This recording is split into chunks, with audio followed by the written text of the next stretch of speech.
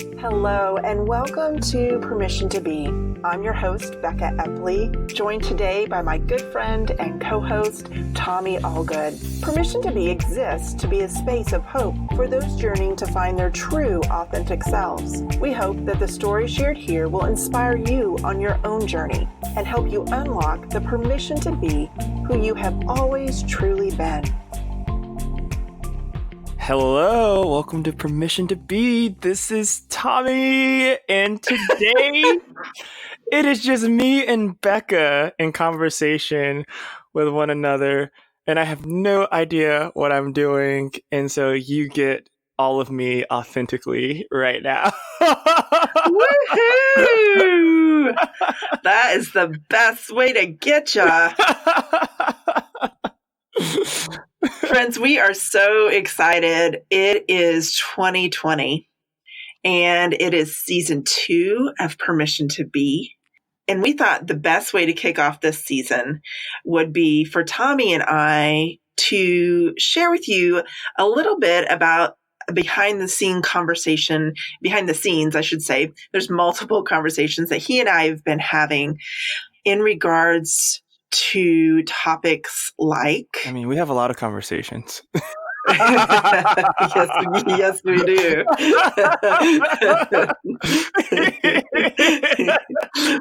We could do some rabbit holes. We could go down our more serious anti-racism conversations. I feel like they all happen. It just kind of interweaves all the time. It's just who we are as individuals at this point. Mm-hmm. That is a fair statement. Fair statement. So, friends, technically, New Year is in 2 days, and I don't know about you all, but 2019 has had some really high points, but it has had a lot of stretching and growing points. Yeah. We'll just start it off this way. So, I had my first tarot experience at the beginning of 2019, and somebody can draw tarot cards for you as a friend. We were sitting around at a New Year's party, and they drew a year spread for me. And one of my cards was the beaver. And in this specific deck, that insinuated hard work. And my friends were looking at me, and I felt like they gave me the nice version of that card because they were a little hesitant to tell me the weight and the You was around a whole bunch gravity. of white people, weren't you? I sure was surrounded by them. Mm-hmm. So they were playing into my fragility on the subject. Instead of just coming out and saying, it's going to be a hard ass year, here it goes. I'm like, that is a product of whiteness, like sugarcoating shit. I'm like, just give it to me straight. Like, not to derail this, but like I just got a new appreciation for my aunts over when I went for a Christmas dinner, and like she is just like filterless and is a straight shooter, and it's just so refreshing. And like whiteness just sugarcoats and tiptoes over shit, and then when you start experiencing shit, you're like, well, why didn't you tell me? The story, the byline of white culture. There you have it. Back to this tarot reader. Sorry, y'all. No, that's all that was there.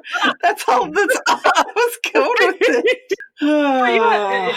Like that's actually been one of the things that I have been bumping up against. I feel like occupying a lot of white spaces is the fragility and how exhausting it is. And so, and trying to balance that with how much of that is just like human nature and how much of it is like rooted in a culture of like whiteness. And so I always find myself stuck in this tension of, you know, obviously I'm going to treat people as people, but as I've committed myself to learning how to be anti-racist, learning about white supremacy, it's really hard not to see the systems at play sometimes in culture. and the differences even in how aspects of Black culture and white culture operate. And that right there is a huge part right there. We even had a conversation about it last week when we were editing the Hillary McBride podcast. You want to tell them about that? Oh, so for those of you who, no, I'm not going to do that. I was going to justify. I was going to justify. I was going to justify. There you go. We're making up words. Is that a word? No. Speaking of things that white people do is that we justify, or at least I do. Let me rephrase that. Let me own my own. I justify my answers. And so I was just about to say, well, I'm an Enneagram 1. Well, I'm a 1 wing, but strong 1 wing. For those of you who aren't familiar with the Enneagram, and Enneagram 1 tends to lead towards perfectionism and liking things in a certain way, in a certain order. And I was going to justificate my Tommy spent an afternoon doing some editing of the Hillary McBride podcast, which is so awesome. And then I was like, well, basically what I, in my fragility was not wanting to say was, I didn't like it. I didn't like what he edited. And I couldn't because I was so afraid of being honest. And I was so afraid of those ramifications instead of just owning my own thoughts and my own answers. And not to say that we don't show love in our words, but sometimes showing love in our words is just not being passive aggressive. Which white people are very good at. Yeah. And it was interesting because I immediately picked up on it in the way that you were questioning me, and I was like, I'm going to let this play out. Of course you were. Of course you were. And I was like, all you got to say is you don't like it, girl.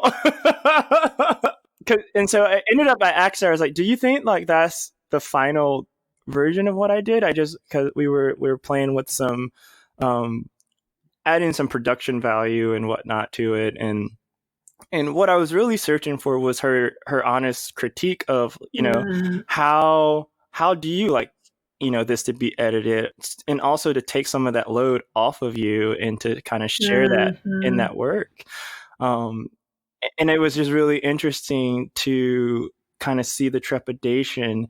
And I think you said, I don't want anything to come between our friendship. Well, and that's true. And that has to do, y'all, that has to do with more of my insecurities than who Tommy is. Like that is, so if you're responding to someone and you see it as a fear of their external response, if we take a minute and step back and look at where that is really being driven from. And 9 times out of 10, it has nothing to do with the person you're speaking to. Now, there are cases, I'm not going to generalize and say that there's never a case that it's not about the other person, but I'm just saying that our fears when we sugarcoat, our fears when we protect people, a lot of times don't have to do with how that person's going to respond. It's the perception of, it's what we want, how we want people to perceive us. Right. And I tend to lean on in the insecure direction when it comes to friendships. And Tommy is such a dear friend that my insecurity, instead of taking a breath, I lean into the insecurity. Mm-hmm. Yeah. And it was so interesting because it did open up this really beautiful dialogue of, part of being in a relationship with each other is that honesty.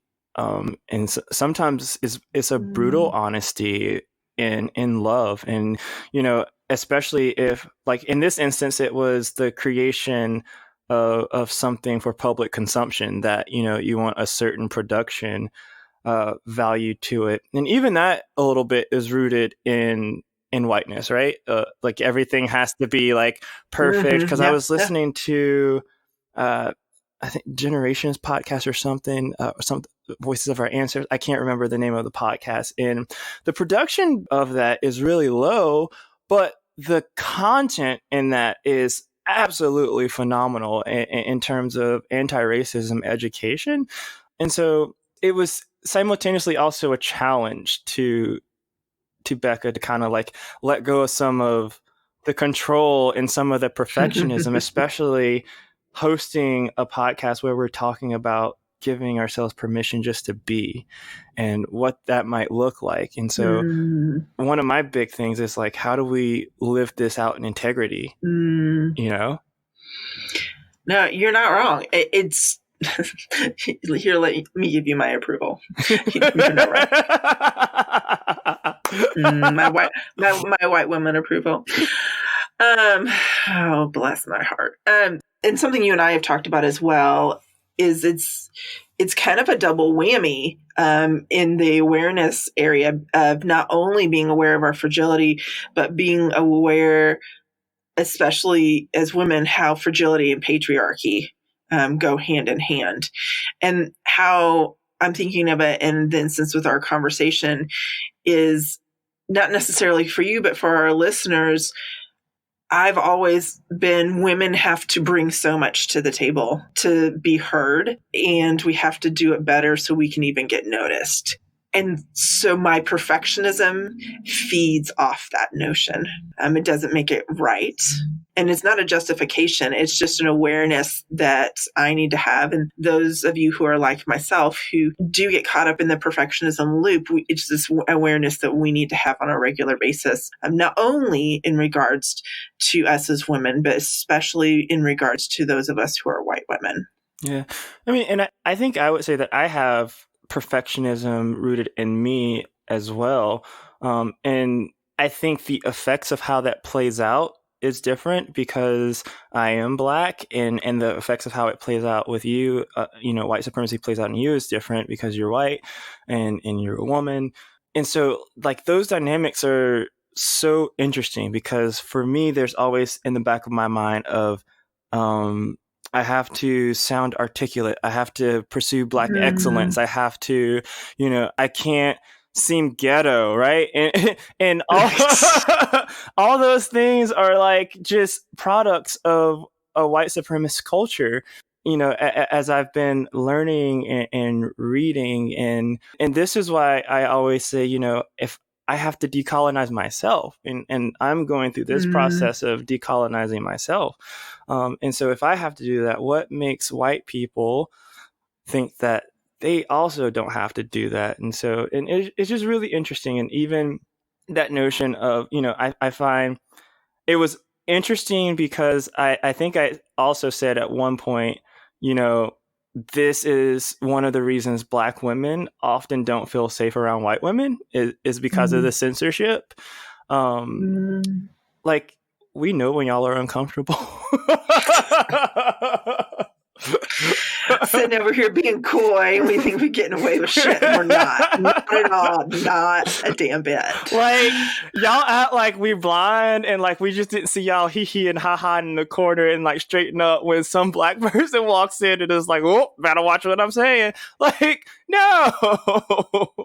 And it's like start tripping over the words of like, am I using the right language? Or it's like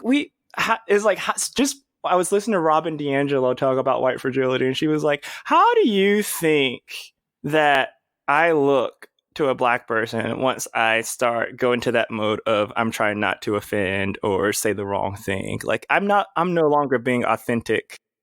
So one of the things we talked about was, and I found it interesting, and I think this is something that will continue to unpack, and we're just beginning to scratch the surface of it.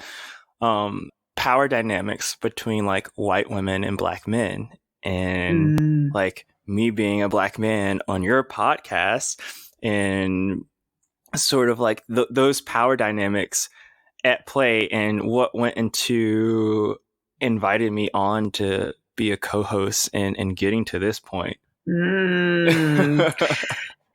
You walked up to that door and opened it wide open. It's what I do, but it's a gift. What can I say? It actually is. You joke, but it really is. Oh. It really is. That's a great question. That's a wonderful question. So I don't have a, 1, 2, 3 answer, but my answer would be let's just call it what it is. For starters, for those of you who don't know Tommy and I personally, we are very good friends. And our friendship has grown to the, at least on my side, I'll speak for myself, on the last year closer. And so there, I feel a little spoiled because Tommy is one of my safe people in life. And so it makes sense to have him as a co-host. But I will admit, when David Roberts, my other co-host, and I first started, we did not think of bringing on anybody else. And that the more I have learned and experienced my own whiteness, or not experienced, let me rephrase that. That's not good word choice. The more I have acknowledged my own whiteness, I be stumbling all over myself. Look at here, I'm the white person in the corner. My good friend Tommy is Black, and we're having conversations about racism. And so it makes sense to bring somebody who is actually part of this. Tommy has a heart for justice and for bringing people together, specifically around race.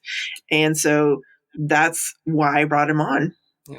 I would say around any points of marginalization, I want to bring people together. Yeah, sorry. No. But like, it's just easy because like I'm Black and, mm-hmm. And like, so race would be like the natural thing. But then there's also, I'm gay, queer. And so that's another point of marginalization. Hey, really quick. Mm-hmm. I think it would be curious, if you don't mind, how do you define the difference between saying I'm queer and I'm gay? Okay, so on this episode of Tommy on the Spot. Okay, so for me, gay is strictly, and I don't know this on any academic level, but typically when we say, like, if a man says that they're gay or a woman says that they're lesbian, that's like two men who are attracted to each other or two women who mm-hmm. are attracted to each other. Mm-hmm. Queer has become, we've reclaimed that as the LGBTQ community. We've reclaimed that word because it was used as a derogatory word for so long. But basically, queer just kind of encompasses this spectrum. Mm. And so as I'm living out my sexuality, as I'm living out what it means to be free, to divest in white supremacy, to divest in appearances, I've always tried to fit myself in these neat little boxes. And I think we like to label everything. But mm-hmm. for me, transitioning to identifying as queer is breaking down those labels, is challenging gender norms and gender binaries. And so I just find it to be, for myself, in my experience, more inclusive language. Yeah. Thank you.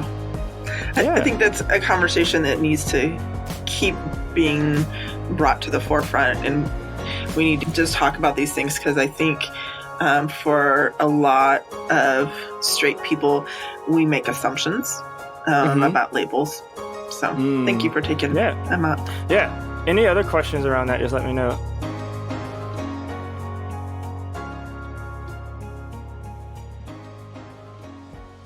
I forgot what else we were talking about. Well, folks, your hosts have forgot what we're talking about. No. You guys are getting an authentic Tommy and Becka conversation, so it looks like we're going down the rabbit hole. Welcome to the rabbit hole with us. This is where we spend most of our time, and it's quite glorious. We were talking, we had started to talk about the dynamics of Black men and white women. Yeah. And so it's one of those interesting things because especially as I'm learning about power dynamics, learning how to be anti-sexist, listening to the experiences of women, um, learning about feminism from mostly Black women perspective, is just so interesting. And the reason I explicitly say Black feminist perspective is because the earlier iterations of feminism were mostly led by white women, and they excluded Black women. And it did not take into account the power dynamic that white women had over Black men. And that's not to say that there's not misogyny in Black men, but it's this really interesting power dynamic in that way that the whiteness comes first in that regard. And so when we talk about things like white women tears, that's power over Black bodies. Because so often, and you think about the history of it, so often all a white woman would have to do is shed tears, and that could very well mean a Black man's life or claim rape, or, and so there's this extensive history of how white women, by being sort of victims or fragile, have held power over Black men. And so it was all that was in my mind. We were talking about like how we got to me being a co-host on the podcast. And so all that was actually in the back of my mind. And I actually asked myself at one point, is she just using me as a token? And it was something that I had to wrestle with, and we've had to have conversations and be very upfront about it. And the appearance of it even, because like, let's be honest, like cultivating a podcast, there's a bit of ego rooted in there. There's a bit of, I want to build my platform. I want to build, I want name recognition for myself. And so, and I think whiteness but whiteness is very individualistic in that sense. And so this year is the first year that I've celebrated Kwanzaa. And one of the principles in Kwanzaa is cooperative economics. And I apologize that I cannot remember the actual word in this moment. I think Ujima is another word, and then it's very similar to that, which is the cooperative economics. But also I think that this is really valuable now being invited on, because this is another example of how we can start to dismantle some of those power dynamics and create this cooperative economics, because so much of white supremacy, most of white supremacy, or all of it, is rooted in this principle of economic supremacy as well. And so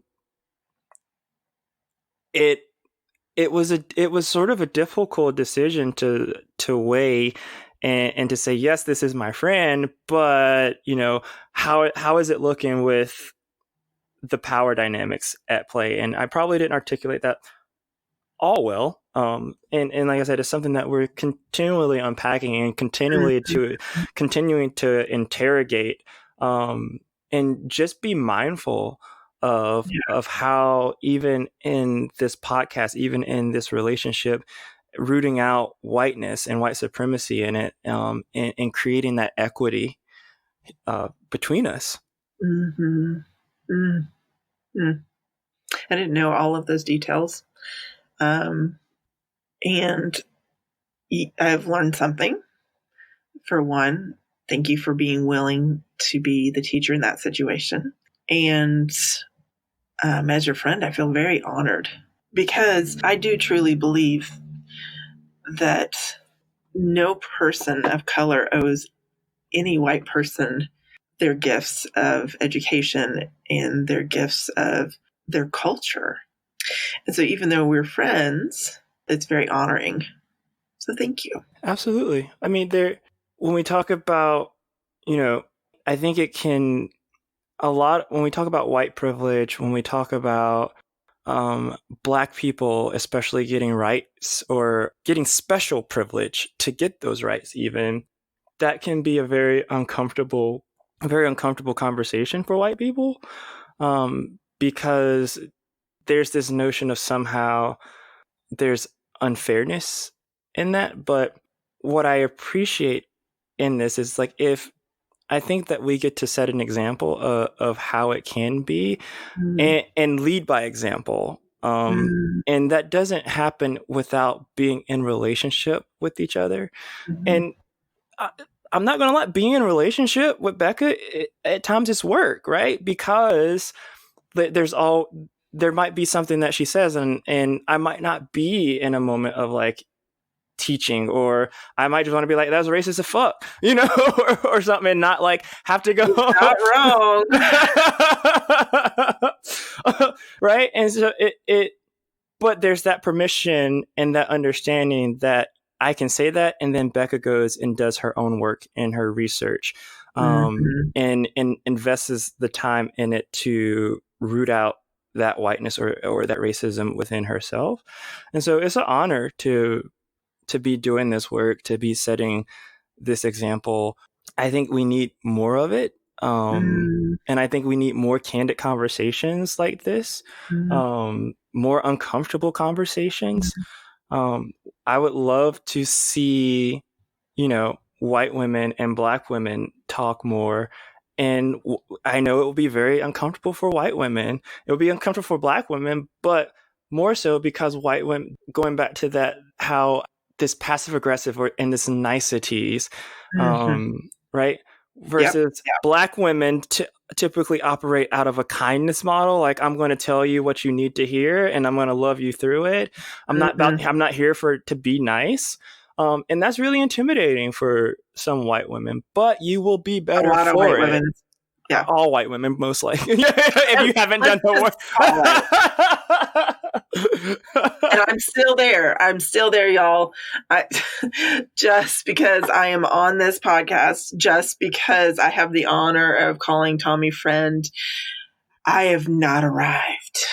And I personally feel I won't arrive because I was brought up in the culture of whiteness. There's so much to unpack that my muscle memory will always revert to the culture of white privilege, and it will take a daily work. And that's not patting myself on the back. That's just saying that I think white women, we should never be up teaching about racism.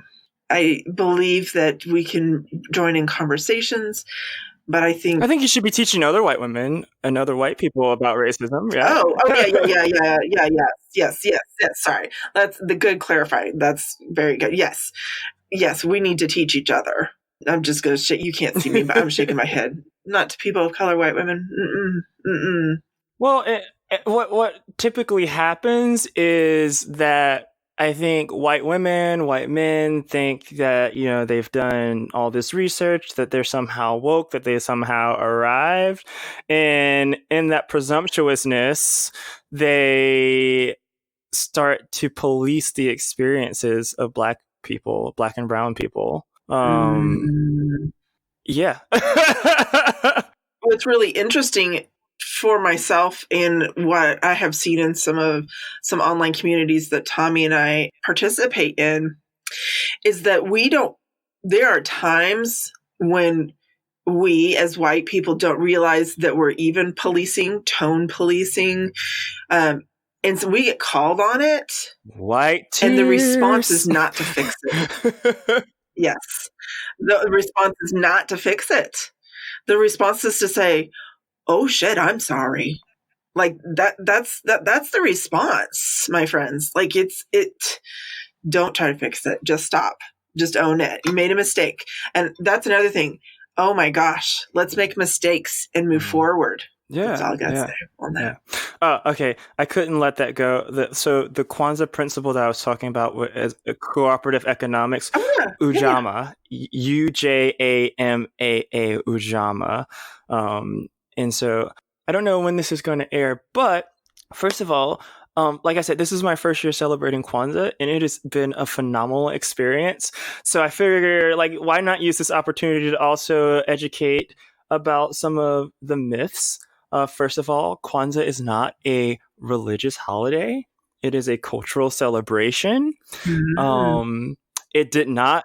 I actually did not know that. Yeah. So it did not originate in Africa either. It was started. It was started in 1966 as a way to cultivate pride in our culture, pride in our ancestral roots, and all people are invited to participate, regardless of race or origin. There are universal principles. There are 7 principles. I'm still learning how to pronounce all this, but umoja is unity. To strive for and maintain unity in family, community, nation, and race. That's important. Even though race is a social construct, it exists.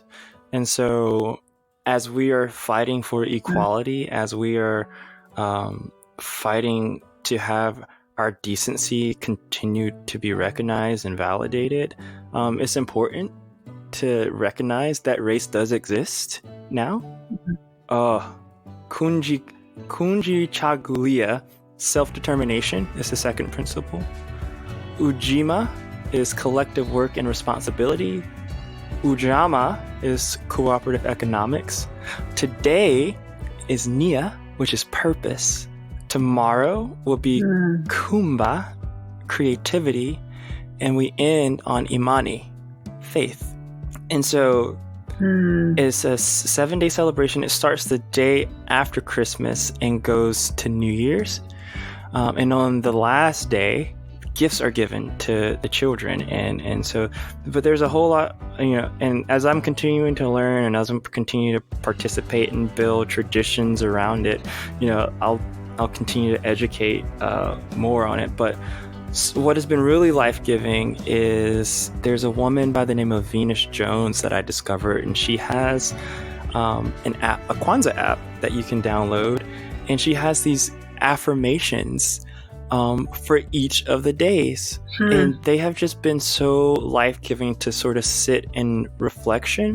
And these are really universal principles, right? A function, I specifically appreciate Ujamaa because of the cooperative economics, because for, so much of our struggle as Black people is rooted in the economic structure and the economic system.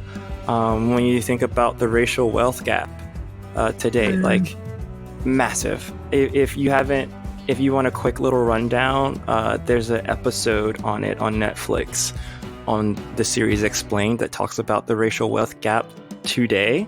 And the numbers are mind-blowing. I'm not going to, I'm going to give y'all that for homework. Go watch it. It's 15, 20 minutes of your life. Your mind will be blown about, and even how it is baked into policy, as far as redlining and just so many governmental policies that has prevented Black people from having a share in economics. And so Kwanzaa is this invitation, one, especially if white people participate, to divest from their whiteness and to really embrace what does it mean to be truly united together and to work in harmony for the collective good of all and the continued generations of the future. Love that. All of it.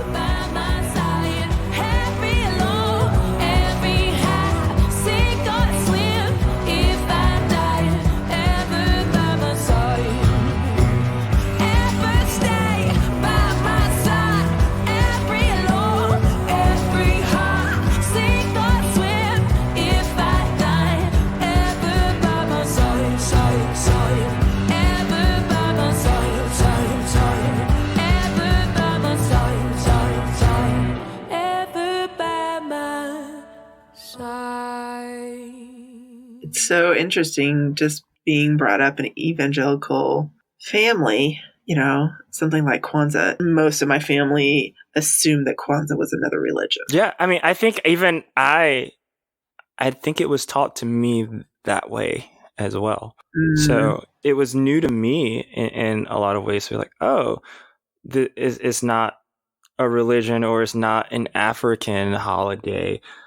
It's made its way over to Africa, and a lot of African nations and peoples worldwide celebrate it now because of the universal principles. I tell you all a cute story that happened last week when we were visiting my brother and sister-in-law. If you do participate in church, you may be familiar with the Advent wreath and the lighting of the candles. And that's something that my little family of 4 here, we don't do with our kids currently. But so they were doing it there. And my sweet 8-year-old walked up and said, "Oh, are you lighting candles for Kwanzaa?" Because he had learned about Kwanzaa in school and didn't know what Advent was. So, and everybody just looked at him and was like, "No." And then unfortunately, in that moment, I didn't know enough. He had more knowledge than I did to tell him about the differences between Kwanzaa and Advent. So, Tommy, what? I'm going to totally put you on the spot. I love being put on the spot. What would be one of your hopes and desires as we start and kick off season 2 of this podcast in looking ahead at 2020? Our world is in such an interesting place right now. And I'm going to say interesting because or else we can be talking about this for the next 3 hours. So I'm not trying to say it to make light of it, but more, there's just so much to say. And we will talk more about that in other episodes. But what would you want? Yeah. I've kind of been exploring that concept. I made a post on Facebook the other day. I've been exploring it with, and thinking about today, theme being purpose. And I love that this podcast is permission to be. I think that we spend a lot of time being humans doing, and not enough time being human beings. And so within that, what that says to me is that we have to meet people where they are authentically. That we have to, I'm stepping into my purpose. I got a scientific hand analysis done before, and it says, I've done all this like self work and self discovery stuff, and I'm an Enneagram 2. But one of the things that it says that I'm a passionate innovator in business. And I think in our Western society, it's easy to take that terminology of business and make it and automatically go towards money. Yeah. But business or busyness is about how you occupy your life.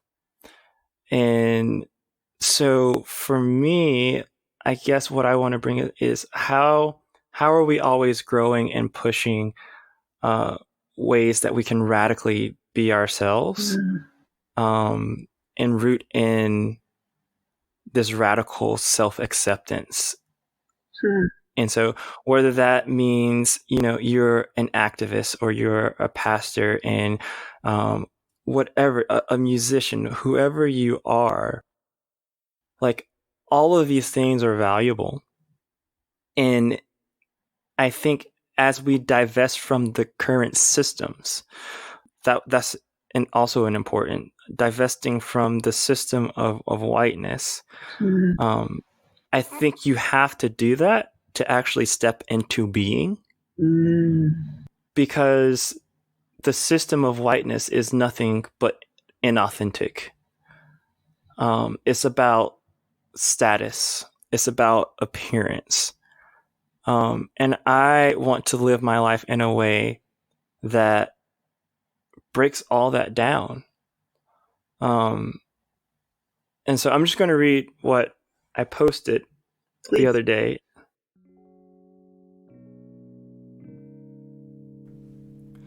Before we read this reflection, I did want to revisit one point about Black women and white women. I think that these conversations are currently happening robustly, but I think that there's a lot more work that white women can do specifically in support of Black women, especially reading and applying themselves to Black feminist thought, that is, feminist literature, feminist thought produced by Black women.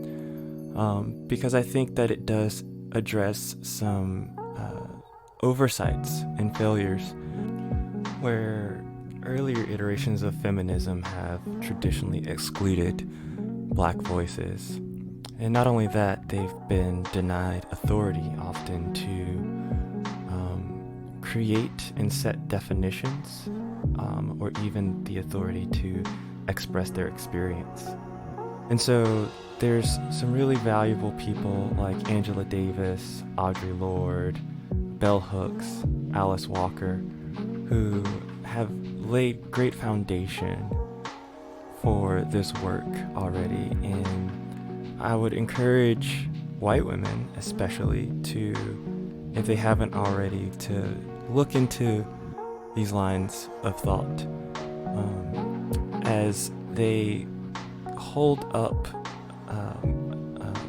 women and their rights to equality, social, economic equality as well, but also recognizes the inequality of all people, Black men, and the systems that play there, and other men of color. And so I think, I'm a feminist, but I'm not necessarily the best person to teach, nor do I think that I should be teaching, because there are amazing voices already out there doing the work that should be highlighted. And I hope that in this podcast and this year and this season and future seasons that we're able to highlight those conversations and take a posture of listening and learning, especially from the wisdom of Black women. All right, now for a reflection on 2020. Listen, I don't know who needs to hear this going into the new decade, but pull up a seat. Do not go into 2020 with your happiness, your peace, your joy as negotiable. Stop trying to please everybody. Stop running yourself ragged for things that don't bring you life force but drain life force. Just stop. Stop with the appearances. Nobody actually cares. Stop with the passive aggression. Say what you feel and think. Stand with the repercussions of how it lands. You'll be better and stronger for it. Be impeccable with your word. Stop assuming things. Stop assuming people care. Ask them to. Stop assuming people know. Offer them information. Stop assuming people don't know. Live with a spirit of inquiry. Stop taking shit personal. It's your ego talking, and you're missing the bigger picture. Life is hard. Relationship is harder. It's worth living and doing. Be in community. Make your space the best place it can be. This decade has been all about learning this here. Do your best. That's all you have to do. Don't impress people. If by some chance you do, great. But do your best with what makes you happy. Because what I've come to know is that someone is always going to have an opinion about my happy, my peace, my joy. Praise be that opinions are not facts. Fact.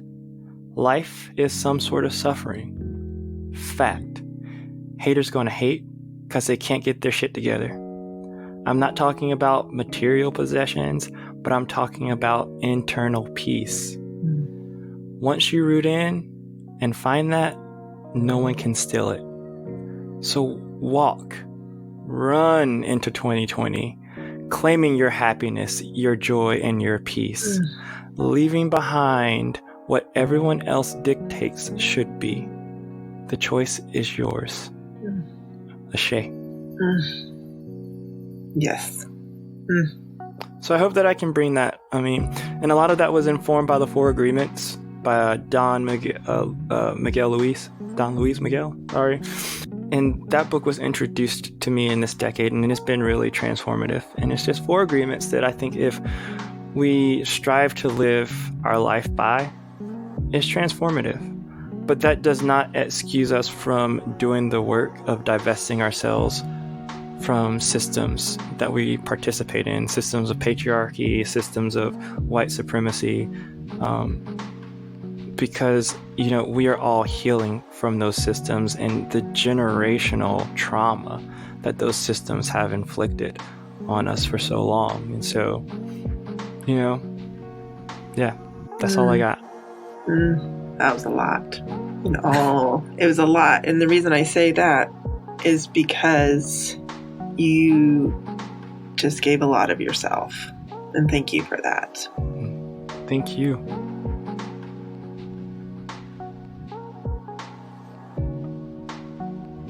So, friends, you have gotten a little taste of who Tommy is and the gifts that he brings to the table. And it's not about that. Like he was talking about, it's about being a community. It's about leaving the shitty pretenses and putting them down. And I am really excited for what this year is going to bring for Permission to Be. I know that there will be a lot of learning, and that is the best type of hard work. Amen. Well, my friends, thank you so much for joining us on this first episode of Permission to Be, Season 2. Thank you to my dear friend Tommy. Love you. I love you so much. Y'all just don't know. He just dog sit for us for 10 days, and my sweetest dog went a little neurotic. And putting that nicely. And y'all just don't know. Tommy's a rare person on this earth. A rare person. You make me cry. And I'm not just trying to blow smoke. I hope you someday have the honor and the privilege of getting to have a 5-minute conversation with him. So, my friends, we will see you on our next episode of Permission to Be. And please leave a comment, a review. If you've got questions, if there are people or guests you would like us to have on this podcast, don't hesitate to hop on to social media and leave a comment. Doesn't matter. It can be on some random post. You can make a comment and we'll see it. We're very active there. If you have questions, feel free to go to beckaepley.com, and there are links there where you can leave questions as well. So, and I'll give you more than 5 minutes because I do like to talk to people. Oh, yeah. If you want to find me, TommyAllgood.com, and any other iterations of Tommy Algood on social media, and I should pop up. And I just look forward to being with you all in all of your authenticity. And if that means that we have to call each other out on some bullshit, then so be it. But we're going to love each other through it. Y'all, that's a gift to have a friend who will do that. And Tommy's that type of friend. Go be well. Thank you for joining us on Permission to Be. I'm your host, Becka Epley, and thank you to my good friend and co-host, Tommy Algood. Don't forget to subscribe to the show and you'll never miss an episode. If you would leave us a rating and or review, we are always looking for more and more ways to hear from our listeners. You can find the links for today's guest in the show notes located at beckaepley.com.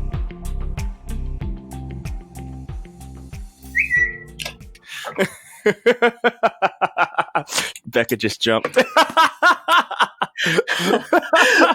was. I just realized my phone wasn't on silence.